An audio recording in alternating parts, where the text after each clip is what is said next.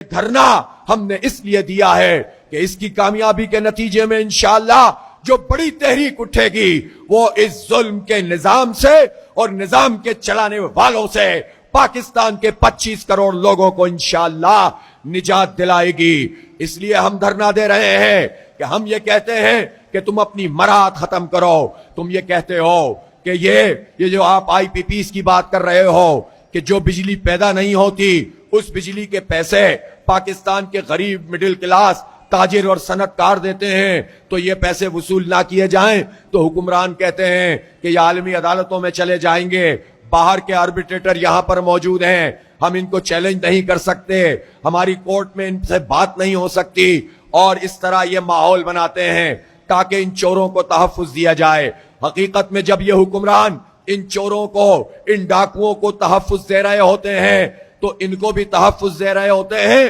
اور اپنے آپ کو بھی تحفظ دے رہے ہوتے ہیں۔ کیسے؟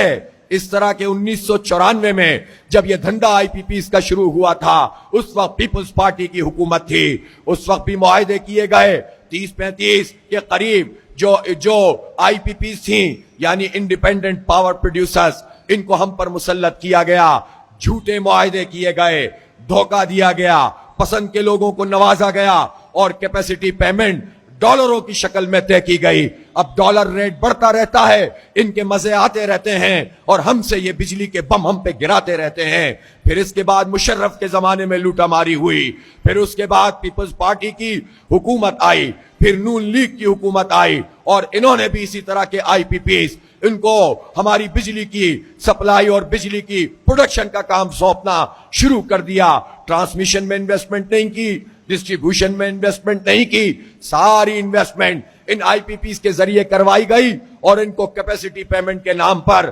اربوں ہزاروں ارب روپے ان کے اوپر لٹائے گئے۔ پھر پی ٹی آئی کی حکومت میں بھی یہی ہوا، ان کے دور میں بھی مزید آئی پی پیز آئیں۔ جب انہوں نے کمیٹی بنائی اور کمیٹی نے رپورٹ پیش کی تو ظاہر ہے یہ رپورٹ جب پیش کی گئی تو ان کی کابینہ میں بھی آئی پی پیز چلانے والے لوگ موجود تھے جنہوں نے اپنے مفادات کا تحفظ کیا، اور پاکستان کی قوم کی جان ان آئی پی پیز سے نہیں چھوٹ سکی۔ اب ہم یہ کہتے ہیں جب کہ ان آئی پی پیز میں جو معاہدے جن لوگوں نے بھی کیے ہیں تو وہ خاندان بھی ذمہ دار ہیں اور یہ پارٹیاں بھی ذمہ دار ہیں، ان کے وزرائے اعظم ذمہ دار ہیں، ان کے وزرائے اعلیٰ ذمہ دار ہیں، ان کے وزرائے خزانہ ذمہ دار ہیں، بیوروکریسی ذمہ دار ہے۔ مشرف کے زمانے میں تو فوجی حکومت تھی، فوج ذمہ دار ہے، تو پھر یہ ایک دوسرے کا تحفظ کرنے لگ جاتے ہیں، ایک دوسرے کی پروٹیکشن کرنے لگ جاتے ہیں۔ آپ کا یہ دھرنا پوری قوم میں یہ عزم پیدا کرنے کے لیے ہے